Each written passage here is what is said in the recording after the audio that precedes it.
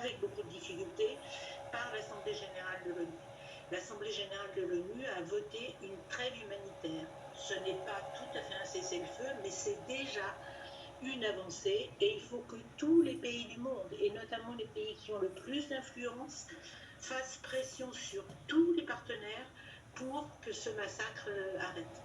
Parce que même du point de vue d'Israël et de la population israélienne, les fameux otages, si on n'arrive pas à se cesser le feu, ils sont sous les bombes.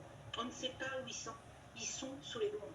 Donc on va se retrouver avec une situation où les otages vont mourir peuvent mourir sous les bombes israéliennes, ce qui serait quand même un comble. Donc une trêve humanitaire, ça implique un arrêt des bombardements sans condition et ça implique aussi la libération des otages détenus actuellement par le Hamas.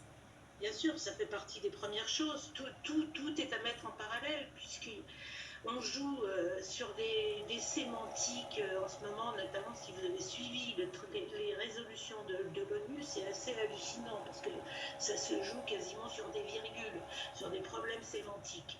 Là, il y a des questions qui sont des questions d'urgence, et d'abord, libération des otages, protection des populations civiles, quelles qu'elles soient, levée du blocus et notamment couloir humanitaire pour permettre aux populations de Gaza de continuer à survivre, parce que là, avec l'impossibilité de carburant, c'est toute la vie qui est menacée de toute la population de Gaza, et on peut rappeler que c'est une des zones les plus peuplées du monde, densément peuplées du monde, et qu'il y a plus de 2 millions de personnes qui sont dans une situation ahurissante. Il faut également bloquer les déplacements de population parce que c'est déjà une zone surpeuplée, et si on continue de masser les populations alors que les frontières ne sont pas ouvertes, on va là aussi au-devant de catastrophes. Et on peut se féliciter qu'il y ait enfin un camion de la Croix-Rouge qui soit rentré, mais ça ne suffit pas. Il faut que toutes les denrées de première nécessité puissent revenir à Gaza et qu'on arrête le blocus. En Israël et dans les territoires palestiniens, il y a des partisans de la paix qui sont aujourd'hui très minoritaires, mais est-ce qu'ils ne représentent pas le seul avenir politique possible pour ces deux peuples?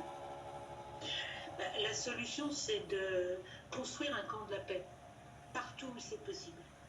Donc, bien évidemment, d'abord en Palestine et d'abord en Israël.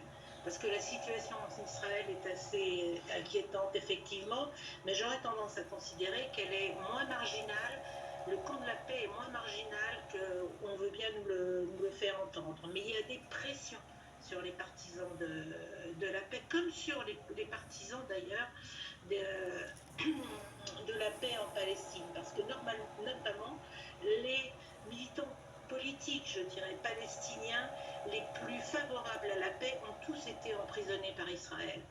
Donc on est dans une tension permanente au lieu d'essayer de mettre autour de la table des gens de bonne volonté, et ils existent dans les deux camps. Et comment les Européens et la France pourraient les soutenir, ces partisans de la paix? En essayant de mettre un signe d'égalité entre les représentants palestiniens et les représentants d'Israël. Là, il y a un deux poids, deux mesures qui n'est pas digne du respect du droit international. Tout le monde doit être traité à égalité.